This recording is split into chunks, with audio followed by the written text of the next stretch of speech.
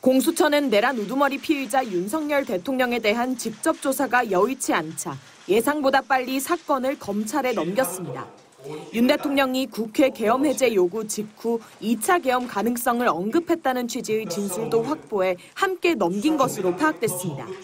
공수처는 군 관계자들을 조사하는 과정에서 윤 대통령이 지난달 4일 새벽 합동참모본부 지휘 통제실에서 2차 계엄도 가능하다는 취지로 발언했다는 진술을 확보했습니다.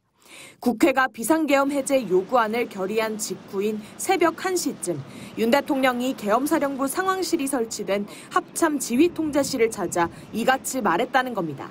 앞서 이진우 전 수방사령관도 윤 대통령이 계엄 해제 의결 이후 전화를 걸어 해제됐다 하더라도 내가 2번, 3번 계엄령 선포하면 되는 거니까 계속 진행해라고 지시했다고 검찰에 진술했습니다. 홍장원 전 국정원 1차장도 국회에 나와 개인 의견을 전제로 2차 계엄 가능성이 컸다고 했습니다. 대통령의 의지를 가지고 있고 장관도 김영현 장관의 영향력 안에 있는 사람인데 계엄 관련된 부분에 군 지휘관들이 모두 다 건재하다고 하면 언제든지 다시 모빌라이즈 할 수 있다고 상했습니다.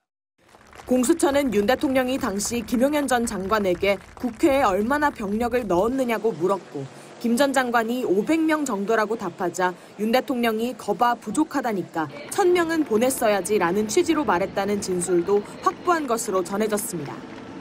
공수처의 이 같은 수사 결과는 계엄 당일 280명의 소수 병력만 국회에 투입했다는 윤 대통령과 김 전 장관의 발언과도 배치되는 내용입니다.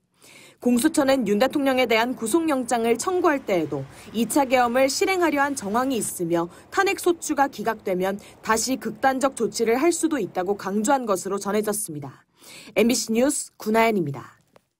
친위 쿠데타를 주도한 김용현 전 장관은 송구하다, 즉 마음이 거북하다는 입장을 내놨습니다. 내란죄로 고발된 사람이 국민에게 혼란을 드리고 심려를 끼쳐 마음이 불편하다고 말한 겁니다. 모든 책임을 지고 사의를 표명했다며 기자단에 당당하게 공식 입장도 전했습니다.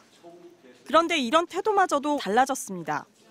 처벌 대상으로 지목돼 해외 도피설이 돌자 김용현 씨는 MBC 취재진에 도피설은 전혀 사실이 아니라며 기습적인 계엄령 선포가 윤석열 대통령의 뜻이었다고 밝혔습니다. 암약하고 있는 종북 주사파를 비롯한 반국가 세력을 정리하지 않고는 자유 대한민국의 미래가 없다는 것이 대통령님의 생각이라는 것입니다. 이는 제대로 된 나라를 물려줘야 한다는 강력한 대통령님의 의지 표현이라고도 했습니다. 계엄령으로 군대를 동원해 국회를 장악하려고 했던 것이 대통령의 뜻이었음을 재확인한 겁니다. 민주당의 초법적 입법 독재, 초유의 예산 삭감과 행정 사법 체계 마비는 내란 수준, 비상 조치가 필요하다는 표현 등 윤석열 대통령과 똑같은 말도 했습니다. 군을 동원한 내란 행위를 정당화한 겁니다. 김용현 씨는 계엄군 투입은 대통령의 계엄 발령에 따라 장관 명령에 의해 이루어졌다고 말했습니다.